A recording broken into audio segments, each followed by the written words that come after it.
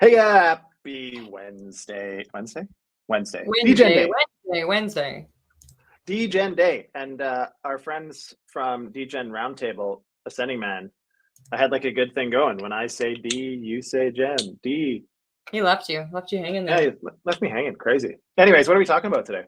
We got tons on the docket. Well, it is Degen Day, so we're going to talk about meme coins. We can't have Degen Day without meme coins, as you know. We're going to talk about what's going on with institutional investors entering DeFi in a compliant way. And then we've got, I was on the verge of putting this in crypto arms race, but I think it's more Degen-y. So we're going to talk about USDT no longer being available for EU and Binance excluding US investors. Those are both pretty big. Bakkt has a new CEO. Chainlink and the Australian and New Zealand banks are working with Avalanche. Canto is not expanding. They're staying with Cosmos. And then we're going to talk about the particle network, which is pretty new and pretty cool. And they've got some really thorough documentation out. Sweet. Yeah, lots of stuff going on. Yeah. Degen days are the best days, as long as the market's good. Let's go.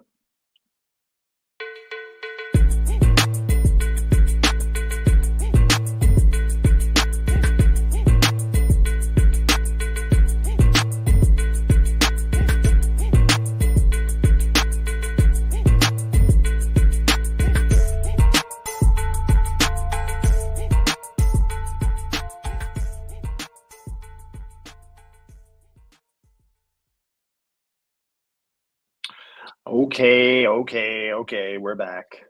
Are you a Templeton guy? Do you like follow Franklin Templeton? I don't follow them super closely, but they have been fairly good stewards of the crypto space, actually.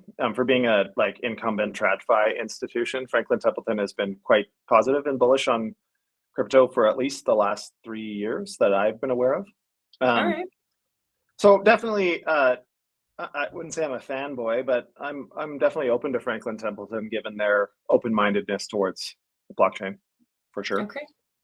Well, do you want to tell us what they think about meme coins? Yep, I will. Franklin Templeton, the global investment firm managing trillions in assets, has issued an investor note on meme coins, highlighting their lack of inherent value, but recognizing their potential for rapid profits. Sounds like a gambling addiction. Released on March 14th, the note describes meme coin market dynamics as similar to viral internet phenomena, emphasizing their popularity due to minimal technical requirements, low transaction fees, and high volatility. Dogecoin, as the progenitor and largest meme coin by market cap, spearheads this trend, notably influenced by public endorsements from figures like Musk. Furthermore, the note explores the burgeoning relationship between meme coins and their native networks, exemplified by Solana's BONK token, which surged over 5,700% in the past year. With meme coins constituting roughly 2.25%, embarrassing, of the entire crypto market market's capitalization, Franklin Templeton's commentary sheds light on the speculative appeal and community-driven value of these digital assets. Man, that was a mouthful. That's what she said. I love this because Franklin Templeton is working with ETFs and it's so official. And then they're like, also though, could invest in BONK. Yeah. So we've talked about meme coins a lot on the show, obviously, and I am not the biggest fan of meme coins as an investment strategy. Who knew? That being said, I think this I find hilarious more than interesting. I'm not even sure if they can hold meme coins on their balance sheets. Like, I'm not even sure what their restrictions are. I would assume they probably can't. So I don't know if this is just more like an opinion piece or if it's like an actual investment strategy. I'm not sure. But I mean, you can't ignore the narrative. I think it's more of an opinion piece. Like they came out and they said meme coins have no inherent value or utility, but then talked about how they have potential for fast gains. I think they're just trying to remain relevant while they're also exploring ETFs and that kind of thing. They're trying to capture that market, right? But I don't know. I love TradFi talking about meme coins. well, absolutely. I mean, there's meme stocks too, right? Like GME was that kind of thing. There's been quite a few. What was there was an iced tea brand or some nonsense that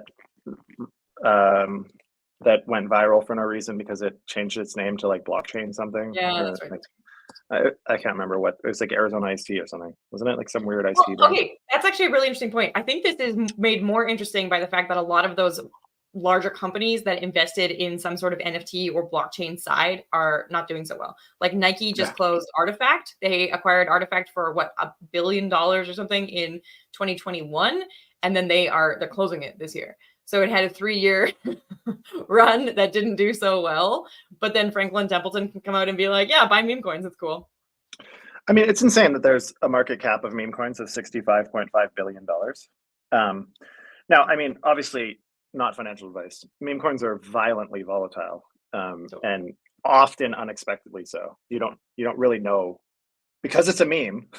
It's really hard to anticipate what's going to happen because there's no fundamental value in the underlying asset. Right. And so there's a lot of people that do this full time. Their whole gig is meme coins. I'm in a few private groups of guys that do 7 figures a year just flipping meme coins. I can't do it. my brain does not allow me to think that is a legitimate investment strategy. But anyways, again, you can't ignore it. There's been a lot of meme coins popping off in the last little bit. It sucks. I still feel like it's kind of an embarrassment for the space. Here we are talking about the new financial frontier, the technology that that should be a 0 to 1 for the entire financial space. Yet again, another cycle, instead of focusing on proper sophisticated financial products and meaningful improvements to user experience and architecture, we're spending intellectual capacity on meme coins as a space, and people are buying them. And so it just, to me, we're speaking out of both sides of our mouth. Please approve the ETH ETF because we're legitimate and we're a serious space now. But also let us gamble essentially on violent meme coins. Let's have both of those things. You pointed out they're like meme stocks, That there is, but the meme stocks generally still have an underlying business. They've just become a meme because someone decided so. Like GME still had a business. GameStop exists. So yeah, I don't know. We'll have to see. You did make a good point though. Can someone like Franklin Templeton actually legally hold memes? Hard to know. But we do have a lot of TradFi coming through to DeFi. That is what Degen News has really become about lately, is who's the next big trad player in our space. So Keyring, a London-based compliance platform for DeFi, has raised $6 million in seed funding to enhance its services for institutional investors navigating regulatory frameworks in the crypto space. Co-founded by Alex McFarlane and Melody Lamarck, Keyring aims to facilitate compliant interactions between financial institutions and DeFi platforms leveraging zero-knowledge proof tech for privacy and data security. The funding round, led by Gumi Crypto's Capital and Greenfield Capital, comes at a time when global financial regulators are crafting rules for digital asset management. Keyring recently showcased its capabilities through a proof of concept with Nomura's Laser Digital, implementing a compliance wrapper around the USDC stablecoin. This development signals a growing interest and necessity for regulated pathways into DeFi, potentially unlocking trillions in institutional and TradFi capital for us Degens. Yeah. This is cool. I've been talking about this for quite a while. That we've been talking, not just I, just you about this. Well, I do talk a lot, but we have been discussing this for a while because one of the challenges is going to be, oh shit! All of a sudden, all these jurisdictions are going to turn on regulation and compliance, and all of a sudden, you need to be compliant with 100+ countries where your users are domiciled. Like that is a massive task. And it's not always as backwards compatible as we'd hope. They come in with these regulations and we go, oh shit, a whole bunch of stuff that we're doing now doesn't, potentially doesn't meet regulations since we don't know what they're going to be yet.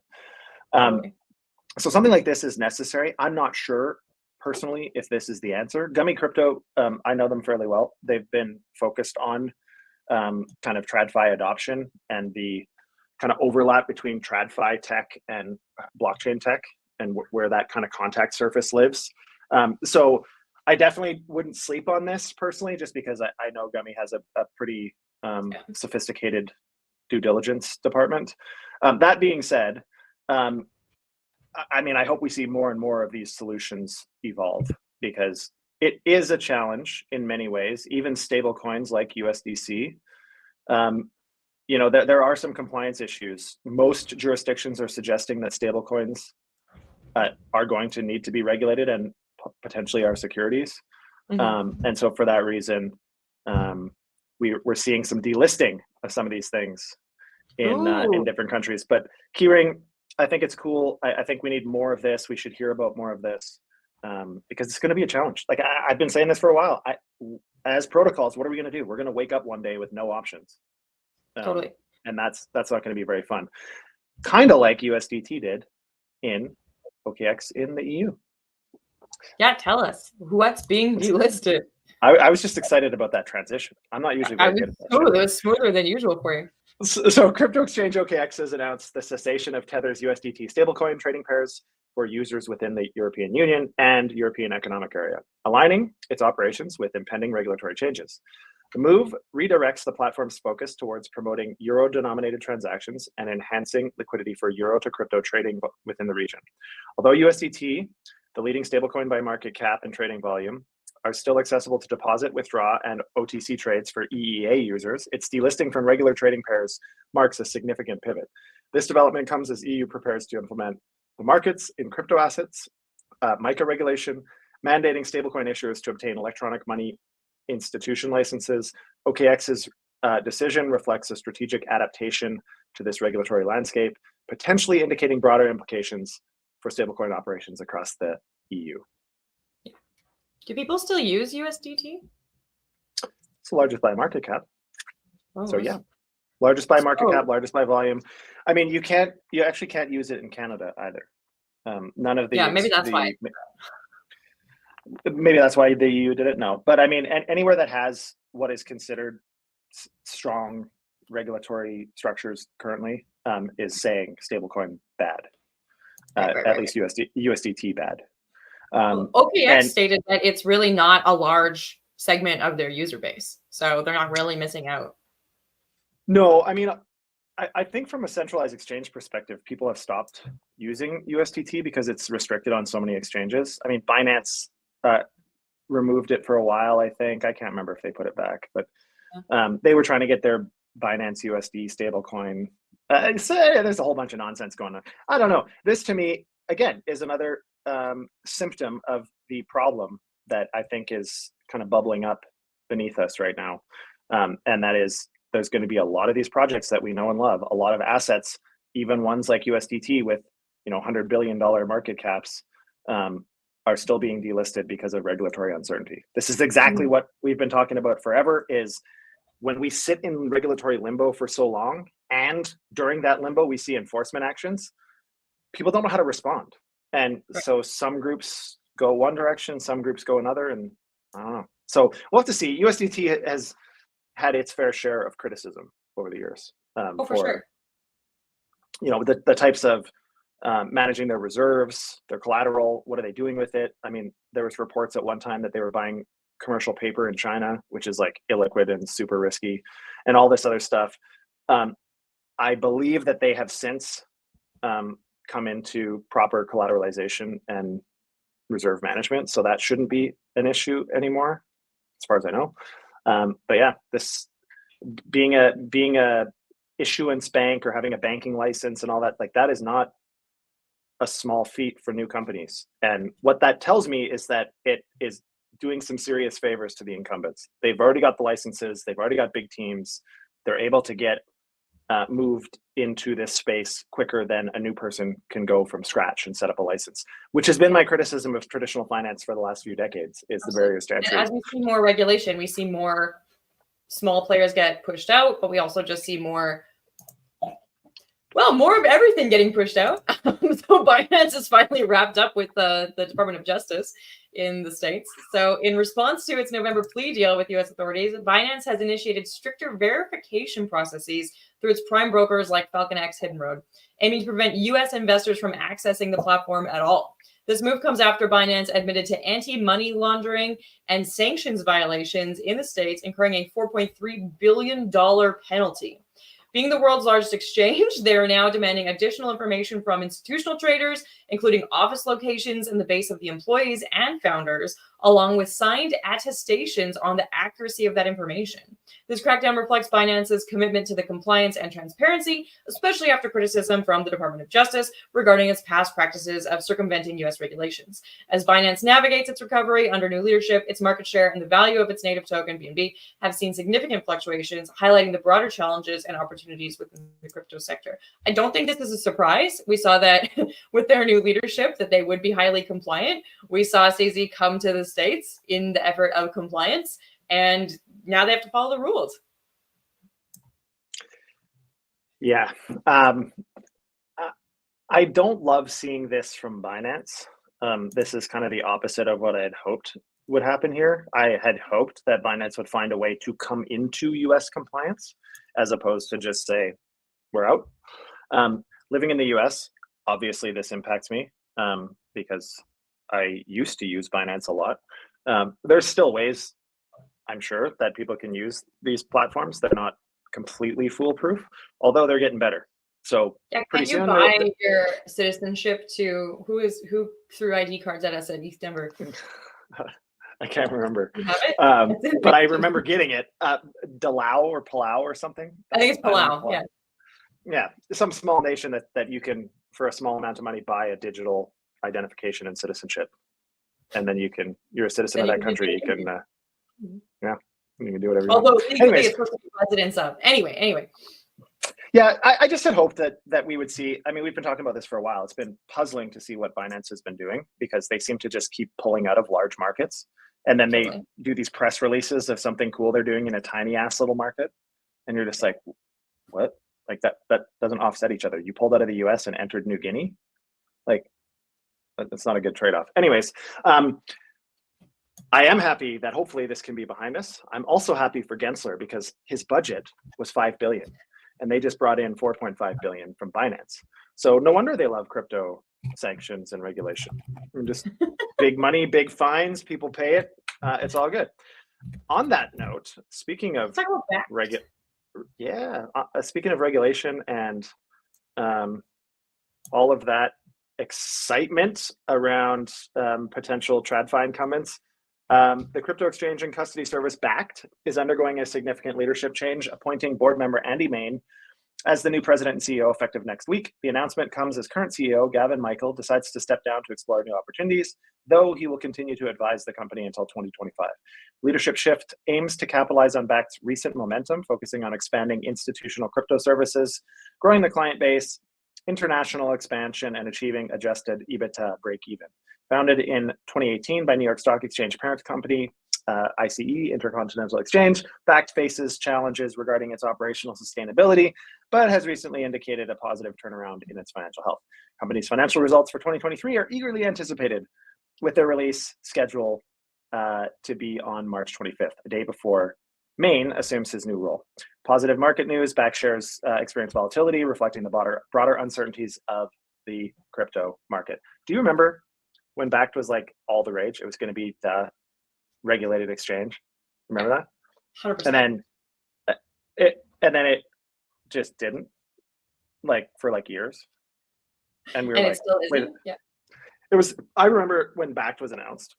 It was like, okay, bull run, game on. We're in. Everything's going to change. Intercontinental Exchange, which is the largest. They own like New York Stock Exchange and CME and NASDAQ and all this other shit. London Exchange, I think. They own a lot of the largest financial exchanges in the world. So we thought, that's a pretty big incumbent coming into the space. And they kind of came in and didn't really do anything for a long time. So that's interesting. But what do you think about this? Do you think it do you care? Are you running out to buy Bakkt shares? I feel like I should care because I also was around when Bakkt launched and people were stoked about Bakkt. So I see the word Bakkt and I'm like, oh yeah, I should see what they're up to. And then I remember that it was nothing. I don't know how to put that any more kindly. I think it's cool that they're going maybe a slightly different direction. I think it's great to maybe have some new leadership, considering that they launched quite a few years ago and haven't done much that they could have done.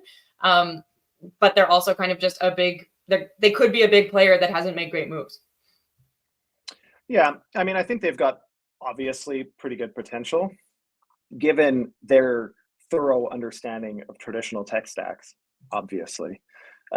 They can build an exchange in a way that I don't think anybody else currently is building it, with respect to its accessibility from TradFi stacks.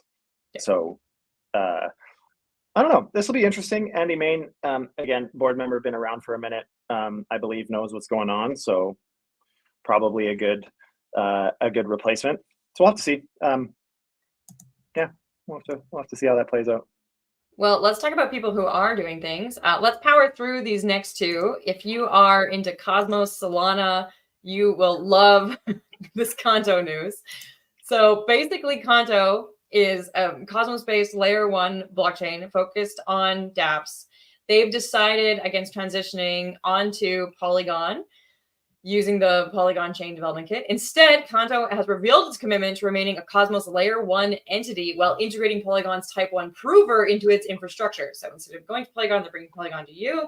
This strategic pivot is part of Canto's newly announced Cyclone Stack, a series of upgrades aimed at scaling and improving the blockchain's performance. The Cyclone Stack, encompassing the Callisto, Calator, and Alara upgrades, is designed to enhance block times, storage access speeds, and execution standards. Further, Canto emphasizes EVM compatibility, ensuring its platform remains accessible to devs and users within the ETH ecosystem. This move marks a significant step towards Canto's objectives of achieving high performance and scalability, reflecting its dedication to fostering a robust platform for DeFi innovation. JD, I feel like you're not super bullish on Polygon, so do you think this is a good move to stay with Cosmos? I'm not sure. Maybe. So there's kind of two schools of thought on this. What makes more sense? Deploy the same protocol multiple times on multiple blockchains, or deploy the protocol once and find ways to connect it to the liquidity on multiple blockchains. The latter is obviously more appealing for a host of reasons, but not as technically simple as the former. So I support this because I live in the latter camp where I don't think it makes sense. I know it doesn't make sense to deploy the same protocol on multiple blockchains because you duplicate costs, you duplicate community, you duplicate demand on tokens, you duplicate required emissions, you duplicate governance, you duplicate all of your vendors. It's essentially running a second protocol. Like it's not as simple as people think. And so for that reason, I actually kind of like this news. I like doubling down. I'm not sure personally if staying on its own L1 on Cosmos is going to be better than Polygon. I don't know. Does Polygon, even though I'm not the biggest Polygon fan, does Polygon have more momentum and narrative than Cosmos? I don't know. Maybe. News also states that Polygon is on board with this. They're working closely with them. It's not like they've shunted Polygon out. So there could be further expansions in the future. Yeah, and I mean, just because they're not launching a deployment on Polygon doesn't mean that they're not going to have a partnership or connection to Polygon, obviously. So this will be interesting to see kind of what happens. And again, Canto, the EVM super dApp chain, that's where I kind of struggle is there's a lot of these chains that are just claiming to be like the super dApp. Like we're going to be all things. This is Canto's specifically a DeFi EVM ecosystem. So it's kind of like you can fork any DeFi protocol on any EVM and bring it to Canto. Anyways, I'm not sure I'm huge on that thesis personally, but I think the decision to stay with Cosmos and double down on what they believe in, I think is always positive. So I'm a fan, I suppose. Not necessarily for of Canto, those but who love Cosmos and those who love the dApp powerhouses that JD's not such a fan of, you might love Particle Network. JD, can you tell us about Particle Network and what they're doing? I can. Yeah, they're also a Cosmos-based blockchain. They've announced a strategic shift towards a token-centric economic model, marking a departure from its initial plans to integrate with the Ethereum ecosystem via Polygon. Celebrating 15 million wallet activations and significant integration with over 800 decentralized applications, dApps, particularly in the gaming sector, Particle Network's new Cyclone Stack aims to enhance privacy, cross-chain interactions, user experience, and transaction efficiency. The decision to remain a layer 1 network and adopt a token-centric approach reflects Particle's commitment to facilitating seamless, efficient DeFi applications and services. The network's upcoming upgrades, including the Callisto, Calator, and Alara upgrades, are designed to optimize performance and scalability. This evolution underscores Particle's dedication to innovation and providing a robust platform for DeFi development and user engagement. Have you heard of Particle Network before this? No, not before this. I do have to say though that they have some really great documentation. I went through their documentation last night. It's very thorough. They talk a lot about the B2B2C. They talk a lot about how they want to work with institutions. They talk about how they're going to serve degens. If you're interested in another L2, but on Cosmos as an L1, then you might love Particle. Yeah, I mean, this is kind of cool in a sense. I think, again, my personal thesis is that we're probably going to see many, many, many more app-specific blockchains once we have meaningful connections between blockchains and tooling between blockchains. Another reason that a lot of people are doing EVM L1 still is because a lot of the tooling is easily adaptable. So you see a lot of these proliferate because the tooling exists, a lot of the infrastructure already exists. But staying as an L1 instead of succumbing to the excitement of a grant from from another L2 somewhere, I think is probably an investment in their long-term sustainability. I don't see any individual ecosystem winning. I think it's going to be an environment where there's many different blockchains, many different technologies, ideally ones that are best suited for each application. It's my thesis anyways. It's a good thesis, and I have to support them in that they've decided, they've made a strong decision. They're sticking with a particular strategy. They're not, like you said about the previous ones about Canto, they're not just duplicating their efforts on a bunch of different places. So I appreciate that too. Yeah, I don't know. We'll have to wait and see. I think token-centric economy, like it's another reason that these app chains are interesting is it's another value accrual mechanism for the token if it functions as a gas token or some other gating mechanism, which is another fairly big challenge in the space, is trying to find value propositions for utility tokens. And so this is obviously, it lends itself quite well to that. So let's see if they can pull it off. Hopefully. That is your Degen news. Tomorrow we have the crypto's arms race. We're going to talk about what's going on in Nigeria, and we're going to talk about what's going on in Australia, and we're going to talk about, I think, what's going on in Western Europe as well with Micah. It's a pretty full news day. And then Friday, we're talking about CBDCs, central bank digital currencies. Or cannabinoid. Hard to know. But that is go find yourself. Make sure that you like, share, subscribe. If you are on Twitter, share it with your friends. But also come find us on YouTube and subscribe and join our chat. We actually have a pretty active chat these days. So if you want to give your opinion, sometimes we can feature that on stream live. So come find us on YouTube at Go Fud Yourself. Go Fud Yourself.